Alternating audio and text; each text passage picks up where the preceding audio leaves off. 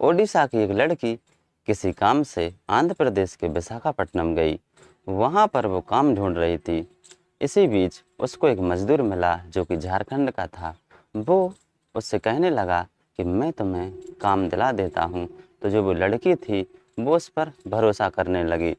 इसी बीच में जब उस लड़की का जन्मदिन आया तो जो झारखंड का प्रवासी मजदूर था तो उसने कहा कि चलो तुम मेरे रूम पर चलो, मैं अच्छे से तुम्हारा जन्मदिन मनाऊंगा। तो वो उसे अपने रूम पर ले गया और जब वो उसे अपने रूम पर ले गया तो उसके साथ उसने बलात्कार किया। और इतना ही नहीं, जब उसका मन भर गया तो उसने अपने दोस्त के लिए फ़ोन लगा दिया। तो फिर दोस्त ने भी उसका यौन शोषण किया, दोस्त ने भी उसके साथ दुष्कर्म किया। जब वो लड़की वहाँ से भागने में कामयाब हो गई तो अब उस लड़की ने ये मन बना लिया था कि अब मैं ज़िंदा नहीं रहूँगी, अब मैं आत्महत्या कर लूँगी। तो जो वो लड़की थी वो विशाखापट्टनम के आर के बीच पर पहुंची। तो बीच पर उसकी मुलाकात एक फोटोग्राफर से हुई और ख़तरनाक खेल यहीं से शुरू हुआ। नमस्ते दोस्तों, स्वागत है आपका अपने यूट्यूब चैनल में। तो कैसे हैं आप सभी लोग? आशा करता हूं आप सभी लोग बिल्कुल ठीक होंगे और स्वस्थ होंगे। ये कहानी है आंध्र प्रदेश के विशाखापट्टनम की।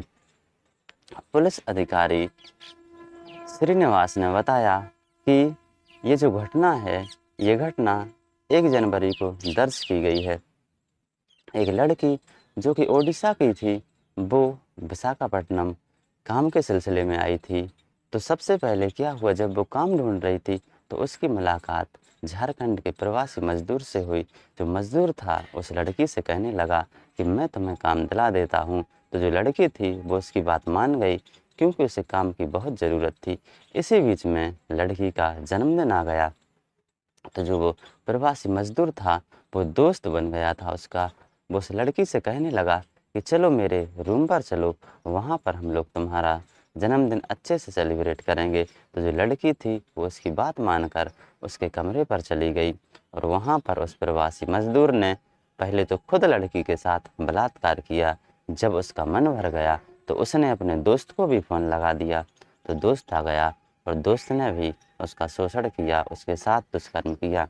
जब वो लड़की वहाँ से भाग निकली तो उसने मन बना लिया कि अब ज़िंदा नहीं रहेंगे, अब अपनी आत्महत्या कर लेंगे। तो वो विशाखापट्टनम के आर के बीच पर आत्महत्या करने पहुँची। तो वहाँ पर इसे एक फ़ोटोग्राफ़र मिला जो अच्छी-अच्छी बातें कर रहा था। तो ये उसकी बात मान गई और इसने अपनी आत्महत्या करने आई थी। तो अब ये सोचने लगी कि अब आत्महत्या नहीं करेंगे। तो जो फ़ोटोग्राफ़र था वो इसे एक लॉज में ले गया कि चलो कुछ खाना-वाना खा लो। तो जब वो लॉज में ले गया तो उसने भी इस लड़की के साथ गंदा काम किया, दुष्कर्म किया, इसका बलात्कार किया। और इतना ही नहीं, इसने अपने 7-8 दोस्तों को और फ़ोन लगा दिया। तो उन्होंने भी इसके साथ बारी-बारी से बलात्कार किया।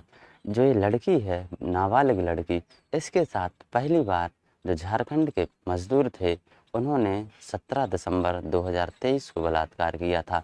इसके बाद इस फ़ोटोग्राफ़र ने और अलग-अलग लड़कों ने इसके साथ 20, 21 और 22 दिसंबर 2023 को बलात्कार किया।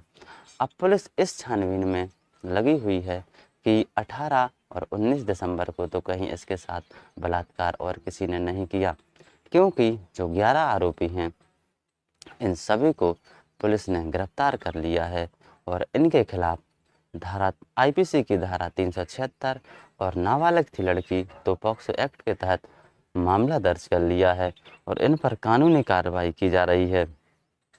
तो जो बेचारी लड़की थी वो काम के सिलसिले में ओडिशा से विशाखापट्टनम गई थी। इसी बीच ये लड़की जब उसके साथ ये घटना हुई तो ये लड़की वहाँ से भाग निकली। जब उसके साथ 11 लोगों ने बारी-बारी से बलात्कार किया तो वो मानसिक रूप से परेशान, प्रताड़ित हो चुकी थी। तो वहाँ से भागने में कामयाब हुई। तो जब उस लड़की के घरवालों ने मामला दर्ज कराया तो ये लड़की ओडिशा में पाई गई।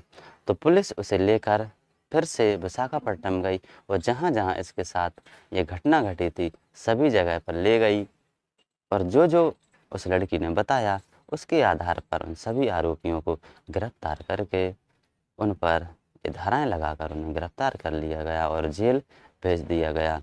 तो दोस्तों ये जो घटना थी, ये घटना थी आंध्र प्रदेश के विशाखापट्टनम की। ये बहुत बुरी घटना है, ऐसी घटनाएं होनी नहीं चाहिए, इससे हमारे देश की छवि खराब होती है। तो कैसी लगी आप लोगों के लिए कहानी पसंद आई हो तो प्लीज़ हमारे चैनल को सब्सक्राइब कीजिए, वीडियो को शेयर कीजिए, लाइक कीजिए, कमेंट कीजिए, बेल आइकन को प्रेस जरूर कीजिए। धन्यवाद।